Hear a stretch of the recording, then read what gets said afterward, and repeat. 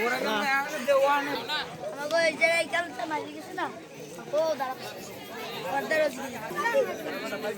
আর কানাই পড়ছে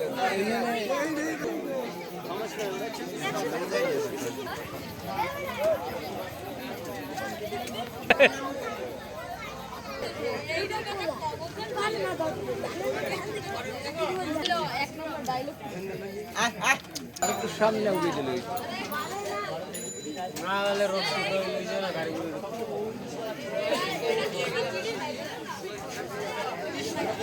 যাও ভালো